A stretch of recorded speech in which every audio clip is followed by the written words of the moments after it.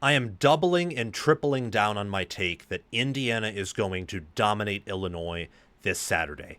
The Indiana Hoosiers opened up as 3.5 point favorites. The line traveled all the way up to Indiana -5.5 at the time I recorded and released my preview video. Links in the top right corner of your screen. I'd love for you to comment on that video, like it, and watch it if you haven't already. Love listening to your comments. Also, comment your thoughts down below through this video as I talk my way through these 15 reasons. The line is now Indiana -6.5. I'm telling you, maybe this will age like milk, but I'm confident it won't.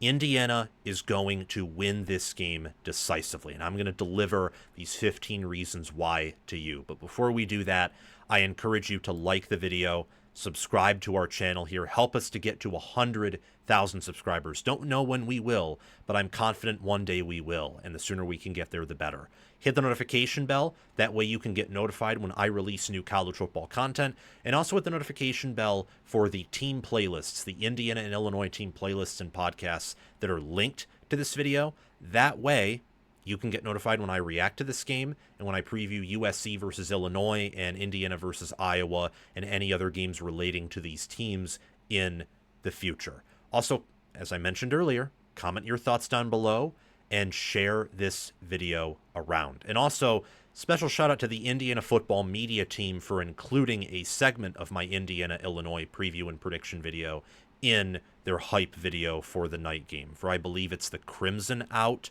or they're at least asking their fans to wear crimson. Don't exactly know what that is, but thank you, Indiana, for clipping that. That was pretty awesome to see. Reason number one, getting into the actual game here, is that Indiana has a superior staff. And I want to paint this in a way that is pretty hard-hitting, but I also think is true. If you are an Illinois fan, or if you are an admirer of Bret Bielema, tell me in which of his over a decade amount of coaching years, he coached at Wisconsin from 2006 to 2012, Arkansas from, I believe, 2013 to 17, and Illinois since 2021. He's been a head coach for a long time. Which of his seasons in coaching have been more impressive than Indiana's last year, where they went 11-2, got destroyed by Ohio State and Notre Dame, I know, but they beat everyone else, including some teams in Nebraska and Michigan that definitely had more talent than they did per high school recruiting rankings. They dominated Nebraska, they escaped from Michigan, and they really dominated everyone else they played, outside of that Michigan team who they beat and the Ohio State Notre Dame team who they decisively lost to. That one year, that one season where Cignetti got a lot of transfers, retained some of Indiana's better players, and I know the schedule was weak, but Indiana couldn't control that, and even then, Indiana doesn't deal with weak schedules all that well, because they're just not very talented and haven't been well coached. In what season in his career did Bielema pull together that coaching job? Answer me in the comments section below. I'd be very entertained for that point to be debated. That's not the premises of my argument, though. That's just one example. I think that Shanahan's a better OC than Barry Looney Jr., and I think that Bryant Haynes is a better defensive coordinator than Aaron Henry. And we could go into the assistants. This is not an hour-long video. This is just 15 reasons why. I think you can see pretty clearly where I'm going with that. Reason number two is that Indiana has the superior roster. So they are number one in success rate margin so far per game on paper. And that's including a game against Old Dominion where they gave up some pretty long runs, 2 of them to be exact. Really, outside of those 2 long runs, they've stopped the run exceptionally well. They've passed the football pretty well. Their special teams is upgraded. And they were the better team last year. Now, just because you were better last year doesn't mean you were better this year. But when you return, when both teams, and Team A is better than Team B in this example, both Team A and Team B return all their staffers, and both Team A and Team B return a majority of their production, and Team B returns more than Team A, but Team A got better transfers and used the portal more, usually there's going to be some travel from the year that I'm using to this year, the present year, from the past year to this year. I still think Indiana is the better team. Large part of it has to do with the foundation that was laid last year and players like Mikail Kamara, Aiden Fisher, Pons, Surratt, Carter Smith coming back. There's some other reasons behind that we'll explain throughout. But I think those two reasons are key to lay out here. Is I believe strongly that Indiana has the better staff and better roster. It's very hard to not win a game or even dominate when you have those two things checked and you're at home. And the line is also growing the way it is. Reason number 3, Indiana is running the ball, not even counting their game against Indiana State. So just Kennesaw State and Old Dominion. They've averaged 312.5 rushing yards per game and 7.26 yards per carry. That's insane. That is crazy. That shouldn't even be possible with the talent composite they have. It shouldn't be. Teams that have almost a 0% blue chip ratio, of which Indiana is very close to. Indiana is the 18th most talented team per 24/7 Sports team talent composite. They should not be able to run for 7.3 yards per carry. It should be impossible. They should not have a rushing success rate of over 50% or a passing success rate of over 60%. They should not have an expected points added per play adjusted for strength of schedule in the top 20. Shouldn't be possible. Yet it is. And their rushing offense does a world of wonders for their team. I think as of right now, you'd probably rather have last year's Curtis Rourke than Fernando Mendoza. Maybe my mind will change after Saturday. But Indiana's rushing offense, no doubt, is better than last year's. They were not rushing at this level this early in the year last year. Their offensive line looks bigger, stronger, faster, better. They had upgraded running back, bringing in Roman Hemby. Lee Beebe's unfortunately hurt, and it looks like they have a good redshirt freshman there at running back. And Mendoza can run in a way that Curtis Rourke could not. So while I think maybe Rourke then compared to Mendoza now, Rourke may have been the better just quarterback in a certain sense, Mendoza fits this offense better, and Mendoza also has a higher ceiling. The rushing attack, he certainly plays into that along with the backs and the line. Indiana, by the way, they run the ball well. The elite offensive line, which I don't know if it's elite, but it's looked elite so far. And in the preseason, I thought it would be a top third offensive line in the Big Ten. It was very high on their O-line. Not necessarily depth-wise, but starting-wise, it was impressive. They've allowed a 4.9% havoc rate, which means only 4.9% of their offensive plays are TFLs, sacks, passes defended, turnovers, etc. And they've only allowed 1 sack. And again, they're running for 7 yards per play, which is pretty crazy. Illinois' defense is pretty impressive, but I will say they are allowing a 36% rushing success rate, only 3.47 yards per carry, which is pretty good. It's among one of the better rushing defenses in America. It's only topped in the Big Ten by Minnesota, Iowa, Penn State, for example. Those are really the only defenses in the Big Ten that top it, just off the top of my head. However, big however here, that rushing success rate's pretty high. Duke was able to run on them for short gains, medium gains that could extend chains, and had a good power rushing success rate. So I think Indiana's rushing offense and then the offensive line is a very bad matchup for Illinois' defensive front, even though it's impressed me. I'm more impressed with Illinois' defensive front than I thought I would be from a preseason angle. Reason number 5, they have a fantastic defensive line, producing over a fifth of their opponent's plays as turnovers, sacks, TFLs, passes defended. They allow fewer than a 30% rushing success rate as well. Indiana's rushing success rate allowed, let me look at it, is 29.5%. Illinois is a 36%. So not a massive difference there. Indiana's allowing 5 yards per carry, but they allowed a combined 150 rushing yards and 2 touchdowns on 2 plays to a mobile Old Dominion quarterback. From what I can tell on film, they've cleaned up, I think, some of those issues on run defense that they had in week 1. I love what they have there with Mikail Kamara, Tyrique Tucker, Stephen Daly. Their defensive tackles aren't as big as your Ohio State, Michigan, Oregon, Penn State D tackles. They're even smaller than USC's. Their DNs, though, are pretty big, and their D tackles, while not in excess of 300 pounds for all except, I think, one in the 2 deep, they're still pretty good players.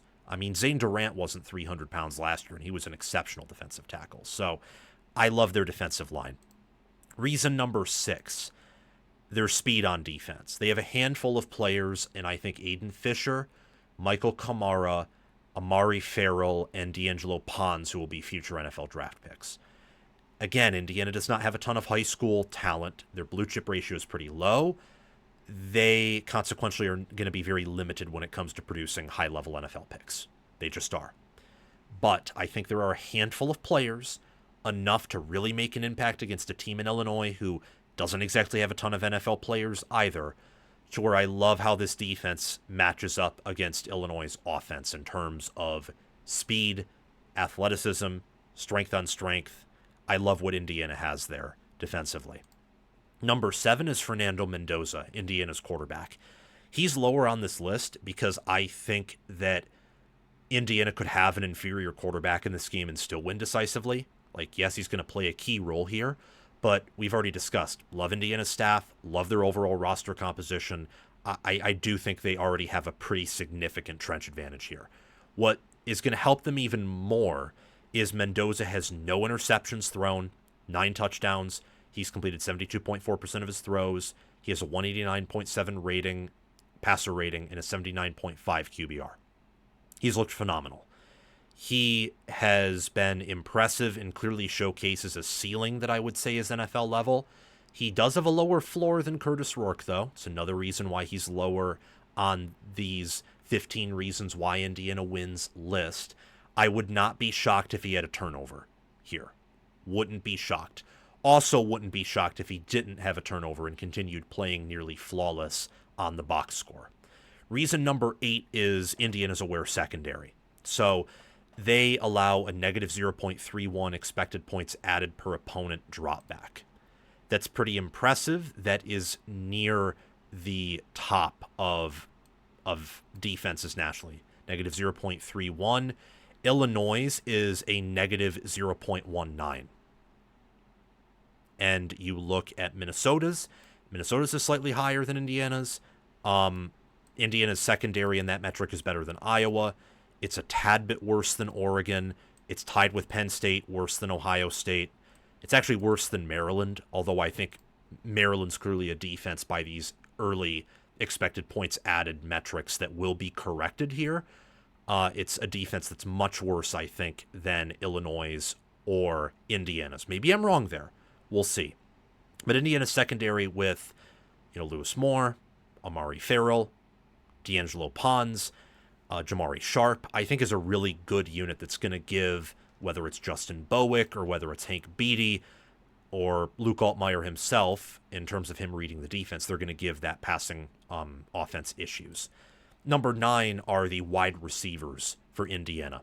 Elijah Surratt and Omar Cooper Jr. are very reliable college receivers who I think have progressed from last year, especially Omar Cooper Jr. Now, they're not Jeremiah Smith.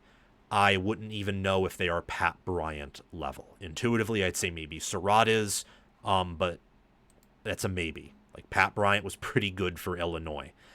But they have a deep enough stable there and a good enough quarterback to get them the ball and an excellent scheme to where I think they're going to get behind these Illinois defensive backs at times. They're going to be able to find holes in the zone, and they're reliable. Surratt's made some wonderful possession catches in his career with Indiana. He's an excellent wide receiver. Reason number 10 are the twitchy linebackers. Already talked about this a little bit with defensive speed, but Isaiah Jones and Aiden Fisher already have 3 sacks, and Elijah Hardy is involved in the linebacker room too. So they have some depth emerging there that I didn't exactly expect Indiana to have.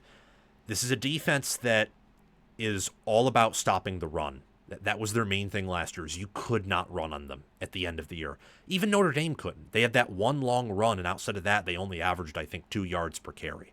Ohio State couldn't really run on Indiana until the fourth quarter of last year's game with the elite NFL backs they had. And again, circle back to Notre Dame. Elite NFL backs, better O-line than Ohio State. They had one good run, couldn't otherwise. And I think after that week 1 scare, this defense is course corrected a bit, and they're going to rise toward the top of America as the season goes on defensively. Reason number 11, Again, 15 reasons here. Some of these may be stretches, but I wanted to emphasize how great of an edge I think Indiana has here.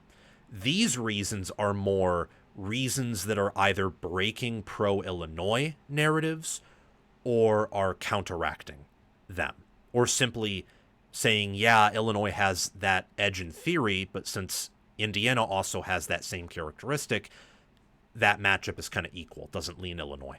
And that's what the veteran players argument is. A lot of people love Illinois because of the returning production. But what if I told you Indiana returned 60 or more than 60% of their production and they got high quality players in the portal that Illinois did not have? And also among the returning starters that Indiana had, they were almost all better than the returning starters Illinois had, with some exceptions. I love Illinois' defensive backs.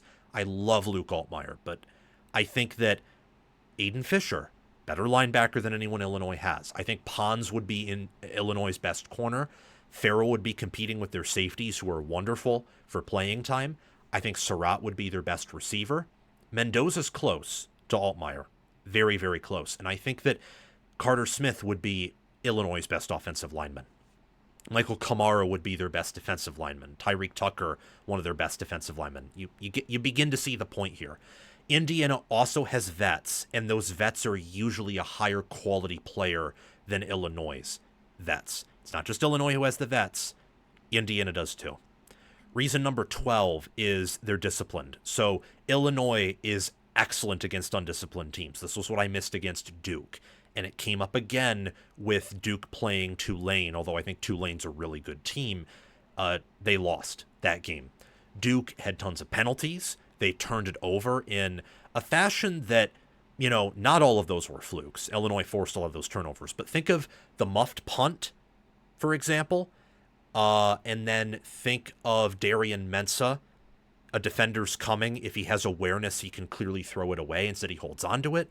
There were a few turnovers that were definitely more Duke's fault, or the wide receivers fumbling multiple balls. I'll give one or two of those to Illinois, but I think they had 3 fumbles? No, they had 2 from wide receivers, which is pretty unusual.